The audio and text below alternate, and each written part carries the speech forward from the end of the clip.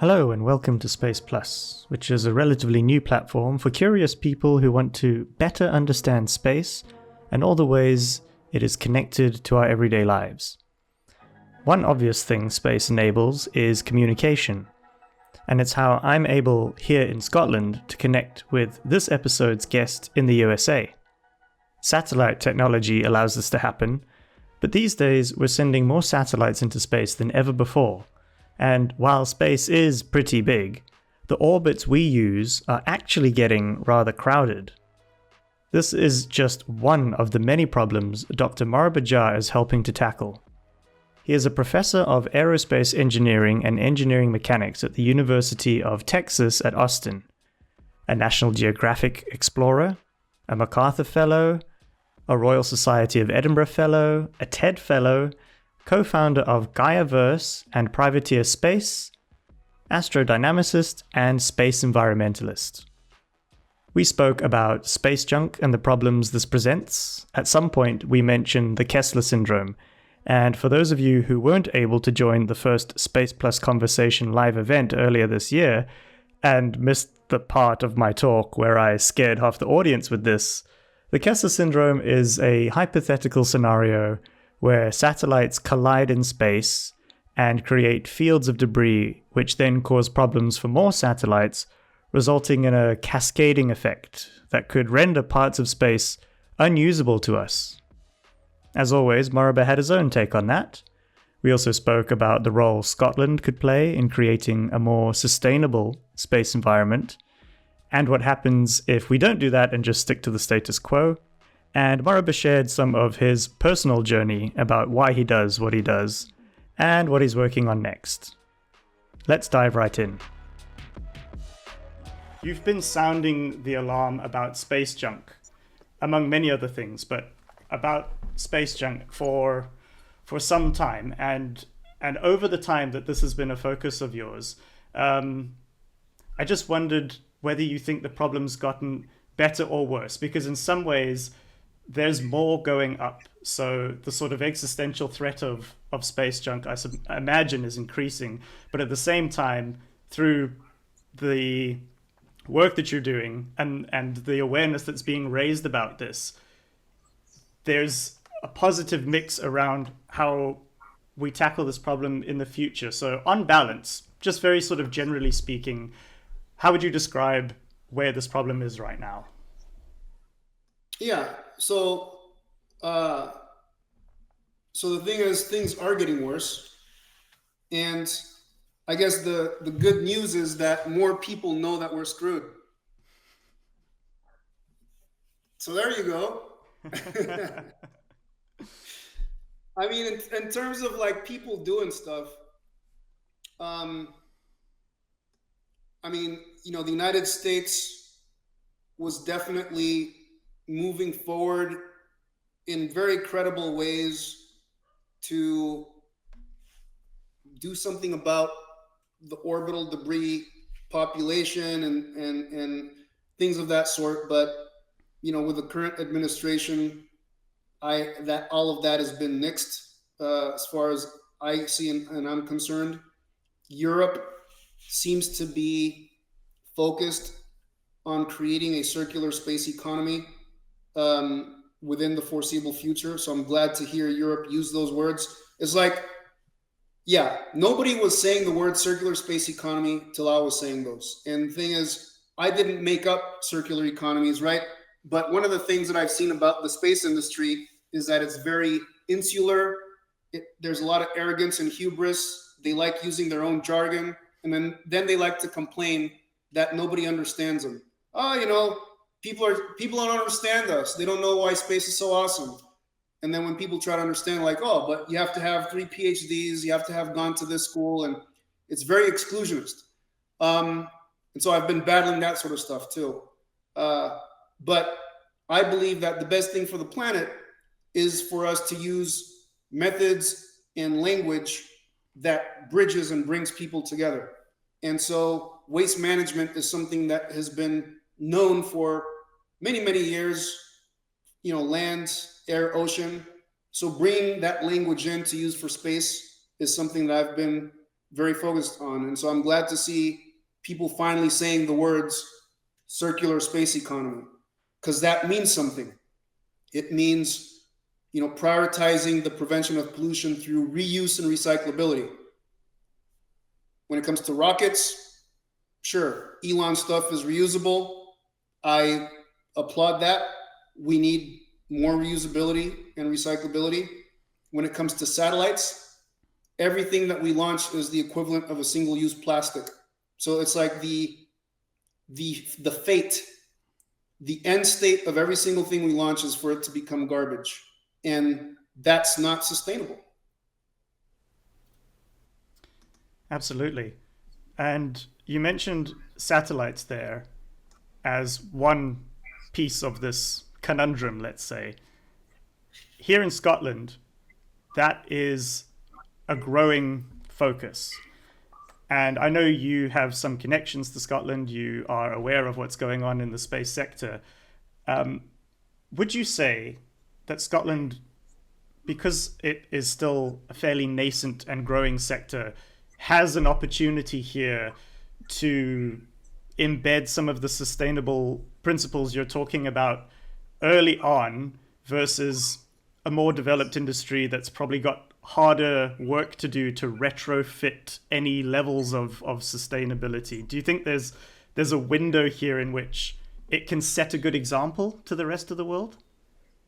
I think there's more than me thinking about it. I think I know it. I know that Scotland can. Yeah, I have connections to Scotland. I have a love for Scotland, for Alba. If I could have another home, I would have a home in Scotland for sure. I'm very honored, right, to be an international member of the Royal Society of Edinburgh, and I very much believe that Scottish people have a very interesting relationship with the environment. And in my time in Scotland, everything from the southern border to Orkney, I've seen people, they care about the environment. They want to live in a way that is not just sustainable, but I see people doing things that are regenerative. How do I heal? How do I make the environment better than it already is, and that sort of stuff? Those sorts of, I'm going to say, ancient knowledge that goes all the way back to, Druidic times and even before, and what people in the Highlands practice and that sort of stuff. They see themselves impacted by climate change and all that other stuff, just like other people around the globe. I think this is a perfect opportunity for Scotland to show leadership globally in this area. And it doesn't have to listen to what other people are doing, or it can just say, hey, we know what it means to have a successful conversation with the environment. We ascribe to the environment that we are a part of, not separate from. Critical responsibility, critical element of us just being in existence. We're going to take these principles and apply that to the way in which we do things and operate in space, especially now that there's the launch facility out in Saxiford, out in Shetland, finding ways to be regenerative, not just sustainable, because sustainability is like even. How can I make things even? Regenerative means healing and restorative, and I think that's where Scotland can have its voice. I certainly hope so. And you spoke about Indigenous knowledge being part of solving some of these problems, and I just wondered if you could talk more about that, and also if there's any positive examples elsewhere where you've seen this bringing together of maybe Western science with Indigenous knowledge in a way that serves as an example for the space sector more broadly. I mean, look, yeah, sure. So in general, in my talks with Indigenous populations, there's the belief that all things are interconnected. There's the belief that we always live in an existential crisis, and the only way through it is to have a successful conversation with the environment. Existential crises are not things that we're going to be able to avoid with technology. that is something that indigenous people kind of embrace. And this kind of sacredness in approaching life and recognizing that it's all an interconnected system of systems, and that our main role is to be stewards and custodians of the environment versus owners of it. That's a difference in perspective that is monumental. So approaching things from that perspective, yes, I've seen successes in places in Australia. I've seen successes in Alaska and Canada by bringing Western science, synthesizing that with local indigenous knowledge to like help with fishing and these sorts of things. So those sorts of examples can be applied to space. Like so far, to the best of my knowledge, we haven't synthesized Western science with indigenous knowledge for space, but that's just a matter of timing, not that there's no way to do it. But certainly I think operating, a circular space economy is something embedded in indigenous principles. This idea of reuse and recyclability, right? It's like I go hunt. I don't just like take the meat and just leave everything else. It's like, no, I'm going to use as much as I can. Like I'm taking a life. I honor the life that I'm taking because it's keeping me alive. And I'm going to use everything that I can as much as possible. And whatever I can put back to make sure that the rest of the environment thrives as a result of my existence and my utilization of it, I will do. That is a frame of mind that we can apply in all domains, especially in how we operate in space. Like Scotland could start designing from Saxiford or whatever, single-use rockets. Scotland should be all about reusable rockets, recyclable rockets.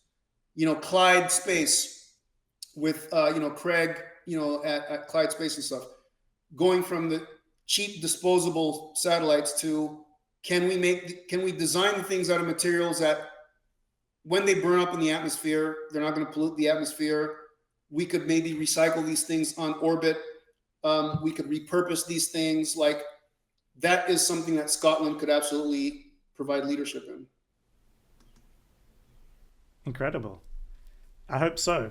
Certainly, I think there is a moment here in Scotland with what's going on that just provides very interesting thought process for what happens next, and the people making those decisions. Like I'm hoping that they have heard from you, that they've heard from other perspectives, because it sounds like perspective and frame of mind is kind of critical to this, right? It is 100%. And the other thing too is that clearly Scotland's part of the United Kingdom, and all roads lead through Westminster. And so the thing is, to what extent is Scotland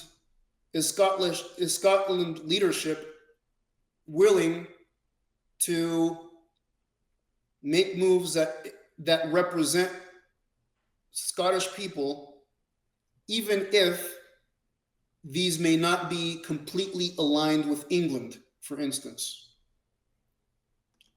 Right. And so the thing is, I hear Scottish leadership say this, that, or the other, and then it's like, well, stuff that happens in Westminster is the thing that dominates, and you're the folks that are way up to the north, kind of thing. You kind of do what we say in Londinium. And so, to what extent is Scottish leadership willing to just do some things that are very good and representative of the people from the great country, formerly known as Alba, right? It's like, yeah. I think if those voices aren't heard, if we don't include more perspectives on this, there's going to be a certain trajectory for what the use of space looks like. And I wondered if zooming back out from Scotland to speaking globally, obviously so much of this is dominated by the US and a handful of private companies right now. Would you just paint a picture for us, maybe, of what the current trajectory would look like in terms of our use of space if nothing changed? And I'm Yeah. thinking about So around privacy, geopolitics, how research, economics, the current state of low Earth orbit. If we do nothing else differently now, where are we going? if we do nothing else differently now, Elon Musk pretty much owns orbital space. You know, Elon's been given a green light to just launch as often and however it is that he wants, even if it's to the detriment of the environment, people living in the Caribbean with rocket pieces raining down on them and stuff. Nobody's gonna, he's not gonna have any sort of sanctions or, yeah. So it's bad news. China makes a play and makes things very controversial for operations in space by putting things in conflicting orbits and not finding effective ways of deconflicting space operations with the United States.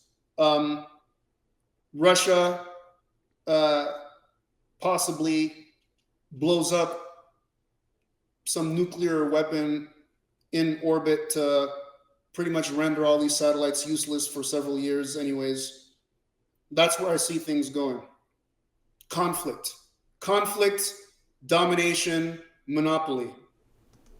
That's a pretty stark picture. I mean, if nothing else changes, we're headed there with absolute certainty, in my opinion.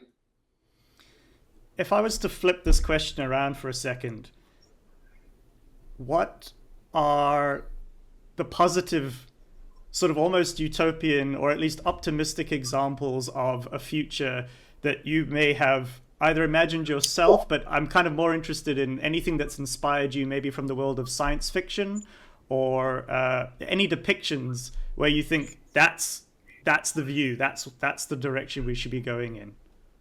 Yeah, so for me, everything for me is centered in, again, sustainability, regenerative solutions, and social justice.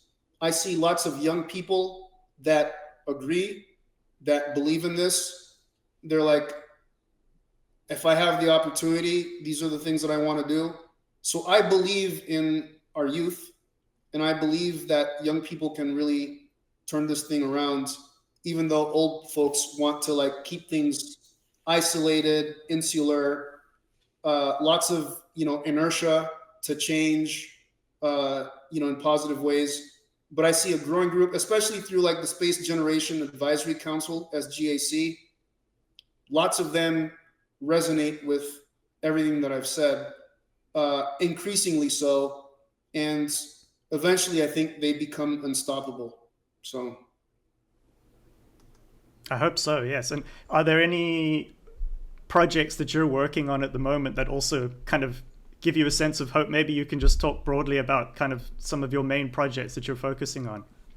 yeah, so interestingly enough, I'm not just focused on space. I'm focused on just Earth as a holistic system of systems.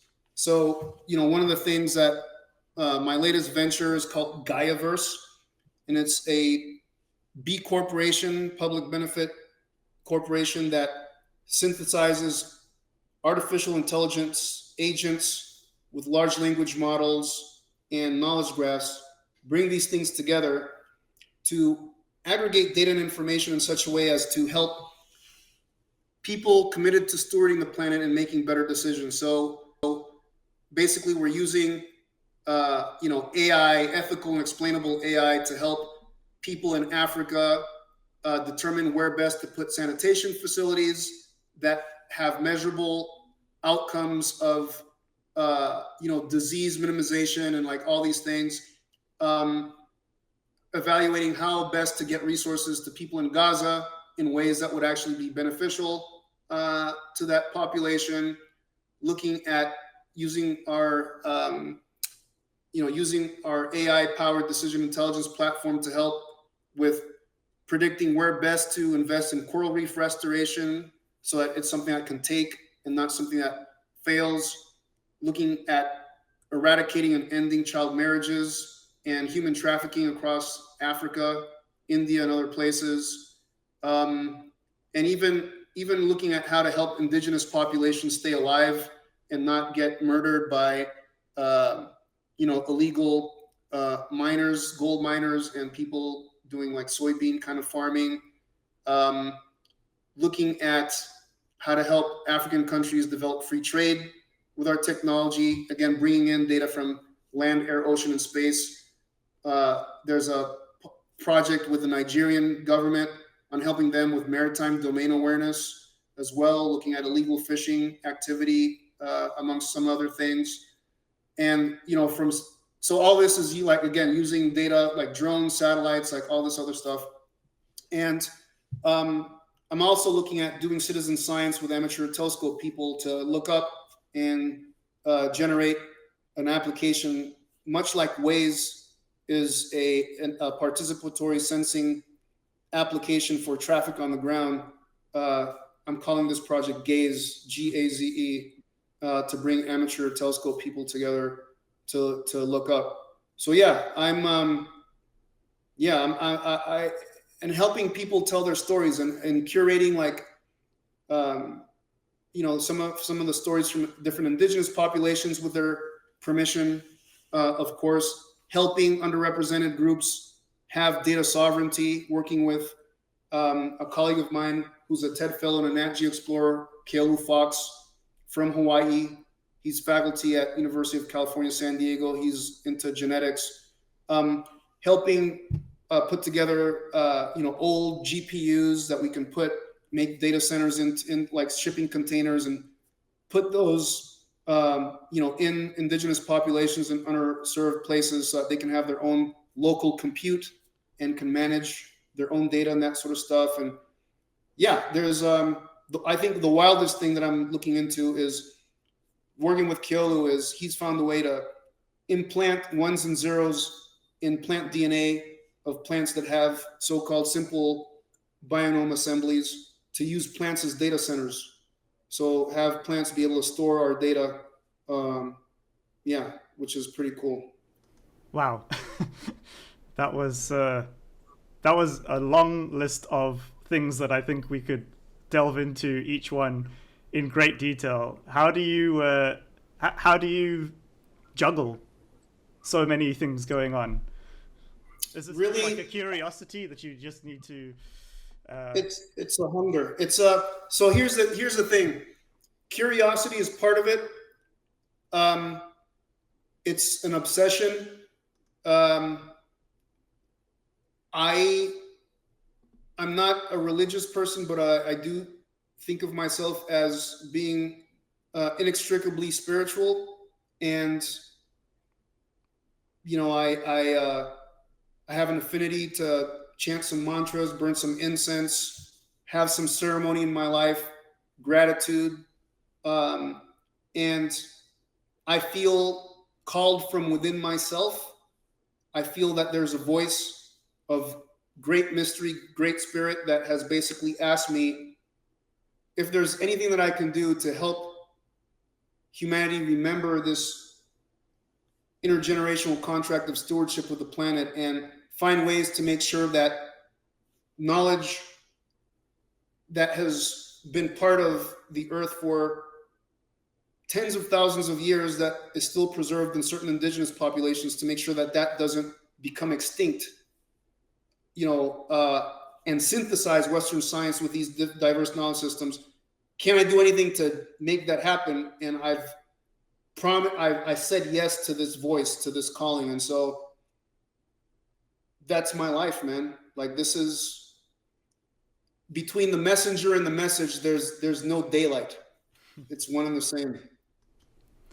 It's really, for me, quite refreshing to hear somebody speaking about, first of all, speaking the way that you do about including a kind of spiritual element to the work, as well as, the hard science of it. I think that's a useful perspective. And the other part of this that I just want to say is I have been to a few space conferences in my short time exploring the sector, and if I was blunt about it, it's mostly middle-aged white guys in suits. And yeah, you don't fit that model. And Correct. I wonder if that's helped you distinguish your voice in this sector or hindered your ability to kind of be heard and considered, or is it a bit of both? It's a bit of both, because here's the thing. Um, there have been many doors that have been intentionally shut to me, where whatever the requirements were to get in, I didn't just exceed them, I like quadrupled or quintupled them, right? In that sense, my family has seen that, and the people that love me the most have said, this comes at a significant cost to you. You, in many instances, have had to do much more than other people to prove your worthiness to this, that, or the other. But it's like you said, with all the, when people look at my CV, they say, oh crap, this guy's like done so much. He's got so many awards. Yeah, because the community has required that of me. Because in order to be heard, I have to be a fellow of MacArthur. I have to be a TED fellow. I have to be an AIAA fellow. I have to be a member of the Royal Society of Edinburgh. I have to be, it's like, because the first thing they do is they say, oh, here's a guy with dreadlocks, ink, piercings. What the hell does he know? Even if he makes sense, we don't need to listen to him. Oh, crap, he served in the military. We don't need to listen to him. Oh, crap, he has a PhD in astrodynamics. He says these, this, that about, space. Oh, crap, he publishes papers in peer-reviewed journals.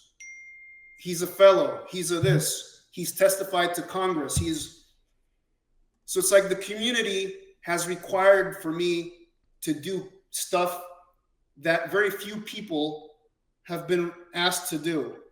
I've had to be diversified and excellent in everything that I try to do just to have a seat at the table, which I think is bullocks. But I am committed to this task of regeneration and social justice.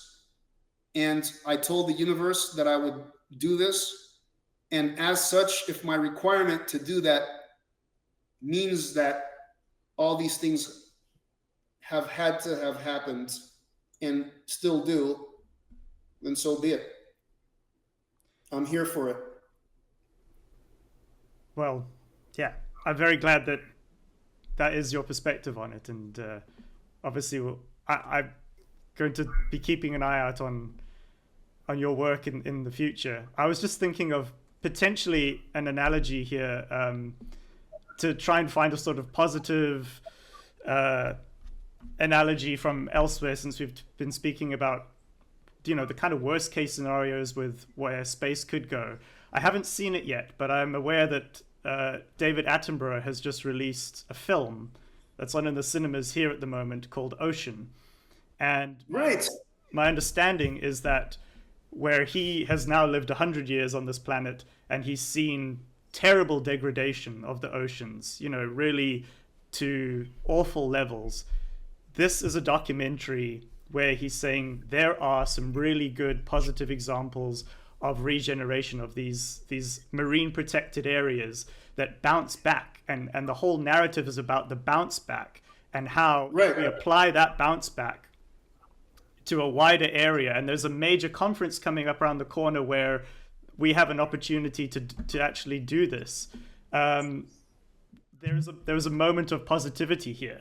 And as somebody who obviously is, a very, very well-known science communicator, it just struck me that maybe there's analogies there with the ocean, and when space is bad, there's a way of it bouncing back. I mean, I'll put it this way, right?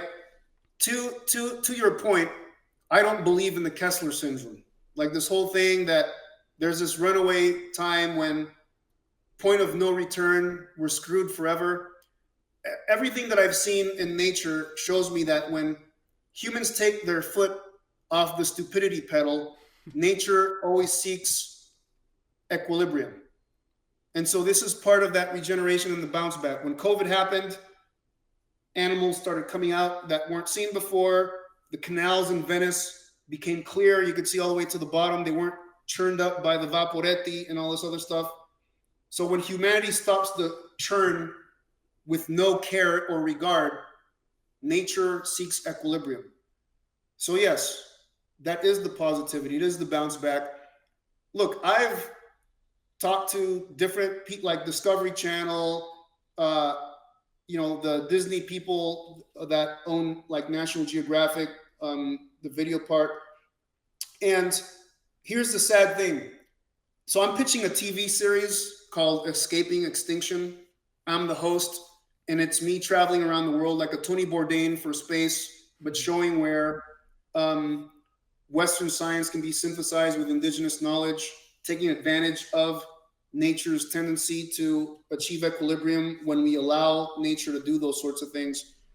But, every place that I've pitched it, it's like, well, but you're not a Chris Hemsworth. You're not a Will Smith.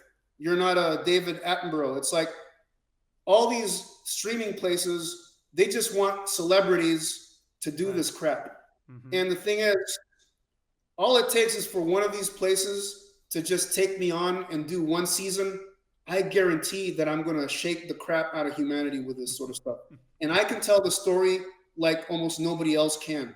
So this is me telling you and your audience, I'm in the hunt for people that are into producing cinematography, that sort of stuff, that can rub a couple of shekels together and just put together the first season of this thing, where episode 1 would be in Hawaii. I already have some of the film crew identified and all this other stuff. Is just bringing resources together. Mm-hmm. And this would be something that would shake the foundation of humanity. I could definitely do this. I'm receptive to the universe showing the path and the way for this to happen. And that was my conversation with Dr. Moriba. A big thanks to him for giving up his time to talk to me on Space Plus. If you want to find out more, he's got loads of talks on YouTube and articles on Medium. Also, you can visit Gaiaverse.ai or privateer.com. Space Plus will be featuring more voices from inside and outside the space sector. So if you enjoyed this chat, please subscribe to the Substack below, and also leave a comment if you have any thoughts or suggestions. Thanks, and catch you next time.